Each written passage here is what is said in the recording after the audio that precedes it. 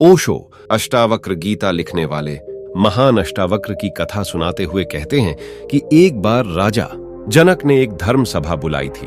उसमें बड़े बड़े पंडित आए। उसमें अष्टावक्र के पिता भी गए। अष्टावक्र 8 जगह से टेढ़ा था, इसलिए तो नाम पड़ा अष्टावक्र। दोपहर हो गई। अष्टावक्र की मां ने कहा कि तेरे पिता लौटे नहीं, भूख लगती होगी, तू जाकर उनको बुला ला। अष्टावक्र गया। धर्म सभा चल रही थी, विवाद चल रहा था। अष्टावक्र अंदर गया। उसको 8 जगह से टेढ़ा देखकर सारे पंडित जन हंसने लगे। वह तो कार्टून मालूम हो रहा था, इतनी जगह से तिरछा आदमी देखा नहीं था।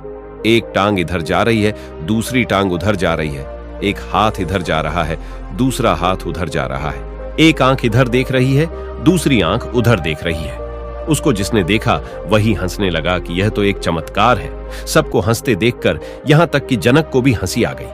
मगर सभी को एकदम से धक्का लगा, क्योंकि अष्टावक्र बीच दरबार में खड़ा होकर इतने जोर से खिलखिलाया कि जितने लोग हंस रहे थे सब सकते में आ गए और चुप हो गए। जनक ने पूछा कि मेरे भाई और सब क्यों हंस रहे थे?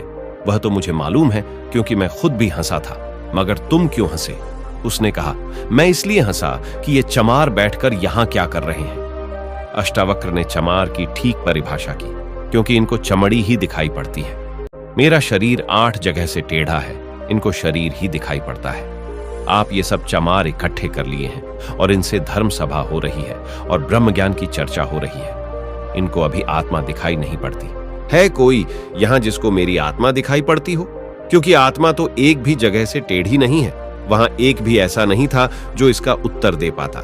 कहते हैं जनक ने उठकर अष्टावक्र के पैर छुए और कहा कि आप मुझे उपदेश दें। इस तरह अष्टावक्र गीता का जन्म हुआ और अष्टावक्र गीता भारत के ग्रंथों में अद्वितीय है। श्रीमद् भगवद गीता से भी एक दर्जा ऊपर।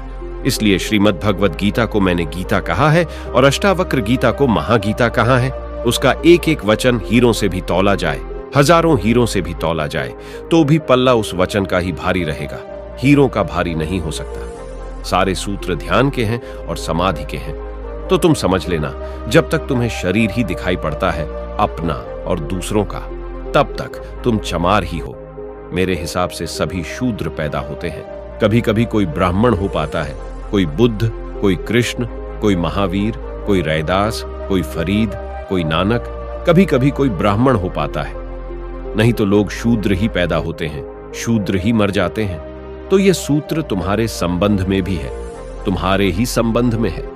मन ही पूजा, मन ही धूप। इंसान की जाति है, उसके कर्मों विचारों से होनी चाहिए, ना कि जन्म से। दोस्तों, कहानी अच्छा लगा हो तो एक लाइक, एक सब्सक्राइबर्स करें।